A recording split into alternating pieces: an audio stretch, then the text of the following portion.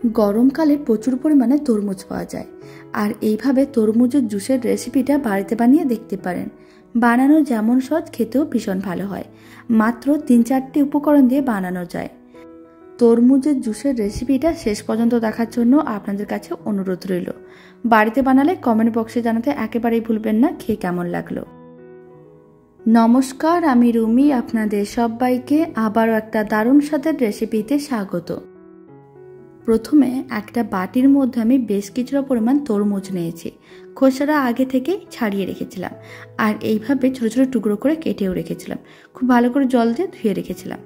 এবার একটা মিক্সির জার নিয়েছি, তার মধ্যে কেটে রাখা তরমুজের টুকরোগুলো দিয়ে দিতে হবে। আর এখানে আমি 2 গ্লাসের মতন জুস হবে সেই পরিমাণে বানাচ্ছি, তবে আপনারা চাইলে পরিমাণটা কম বা বেশি করতে পারেন। এবার আমি দিয়ে দিচ্ছি কিছুটা পরিমাণ জল, আর এখানে আমি ঠান্ডা জল দিয়েছি, এতে খেতে বেশ ভালো লাগবে। এবার আমি দিয়ে দিচ্ছি 50 গ্রাম চিনি। চিনিটা চাইলে আপনারা কম বেশিও করতে পারেন।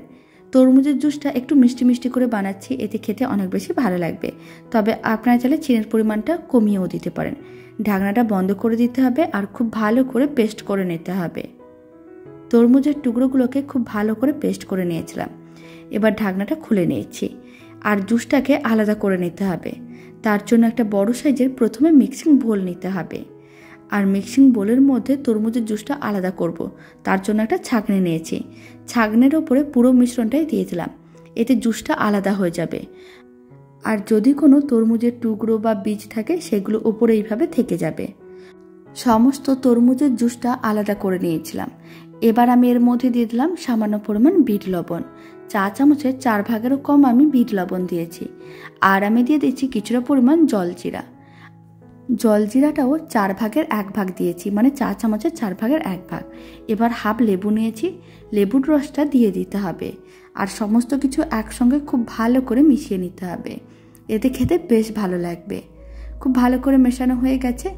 এবার জুসটাকে গ্লাসের মধ্যে সার্ভ করে নেব। আর এইভাবে একবার তরমুজের জুসের রেসিপিটা বাড়িতে বানালে কমেন্ট বক্সে জানাতে একেবারেই ভুলবেন না খেয়ে কেমন লাগলো। আশা করি আপনাদের খুবই ভালো লাগবে। আর বাড়িতে যদি এত সুন্দর করে তরমুজের জুস বানানো যায়, তাহলে আর দোকান থেকেও কেনার প্রয়োজন পড়বে না। ভিডিওটি শেষ পর্যন্ত দেখার জন্য আপনাদের অসংখ্য ধন্যবাদ।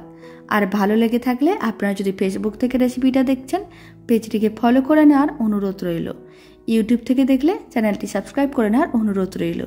পাশে থাকা বেল আইকনটি প্রেস করে নেবেন নতুন রেসিপির আপডেট সবার আগে পাওয়ার জন্য। তো চলুন, ভিডিওটা আমি এখানে শেষ করছি। আপনারা সবাই ভালো থাকবেন, সুস্থ থাকবেন। আপনাদের সঙ্গে আবার নতুন রেসিপি নিয়ে দেখা হচ্ছে।